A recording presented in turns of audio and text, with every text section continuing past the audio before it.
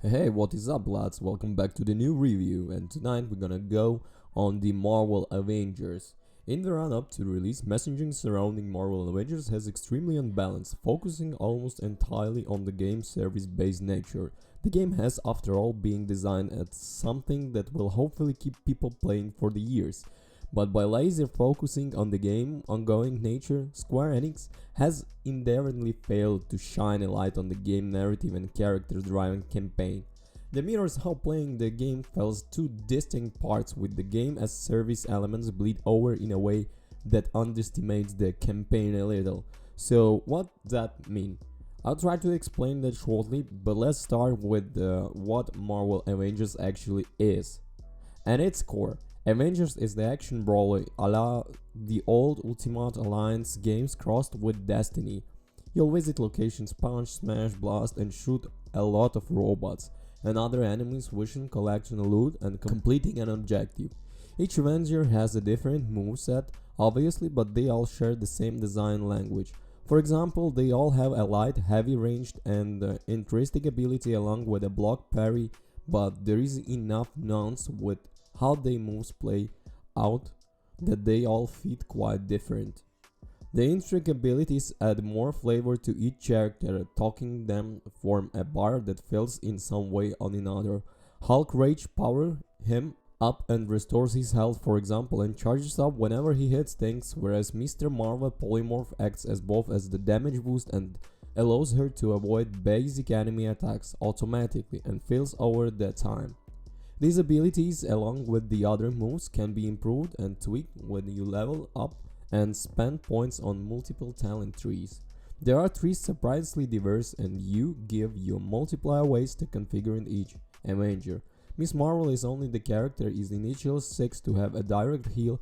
For example, this can be customized to become a group revive or boost the group instinct bars. Other characters having different ways of healing, usually involving being in their intrinsic state. Hulk's Rage Torso on the Enforce. This runs true for the other things. Hulk is an obvious tank with his rage in reducing damage, for example, but most of the characters have ways to increase their defense via specialization. Core combat is a lot of fun. Every character feels widely and powerful. Crystal Dynamics have nailed how it flows and it just works.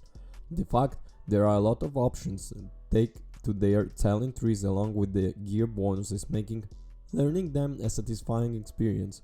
From pinning enemies to the wall with the Mjolnir to grappling towards as the back, the single player campaign itself is fantastic, starting with the Kalmal Khan winning a Fanfation contest and earning VIP sets for the Avengers Day celebration before disaster strikes, leaving her charge into an human and Avengers themselves blame for the events that unfold.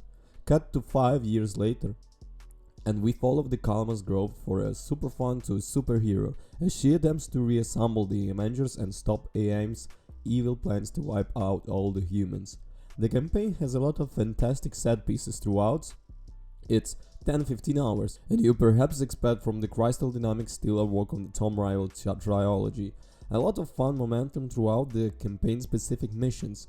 Kamala makes a lot of sense as the point of view character, and her character works and voice acting provided by Sarah Saad, and superb with the rest of the cast also putting in solid performances.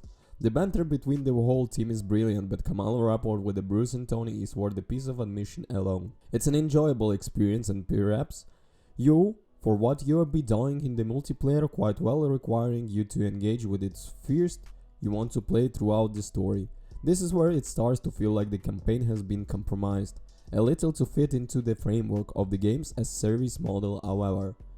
After each mission you return to a hub from which you can use vendors and interact with the characters milling about before using the war table to select your next mission.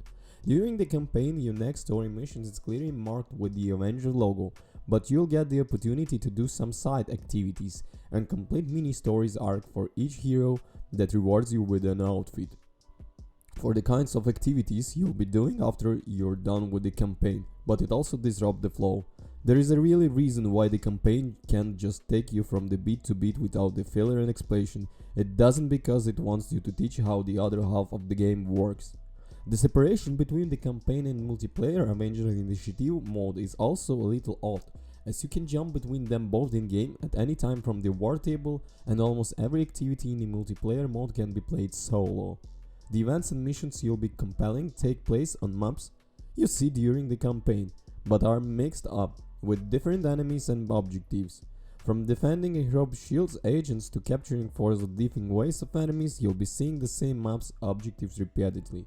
This isn't anything unusual, as it's same kind of thinking you. This seems like Destiny 2 and Warframe, but here it feels a little more noticeable. Probably due to the game having limited enemy roster right now. This will hopefully improve over the time as more elements get added.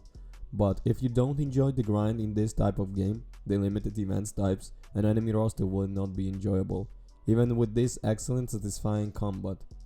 That is frustration problem with the Marvel Avengers right now. The core game is a lot of fun and the campaign is well worth experiencing, but the post-campaign multiplayer feels a little underwhelming, despite it still being enjoyable thanks to solid combat mechanics.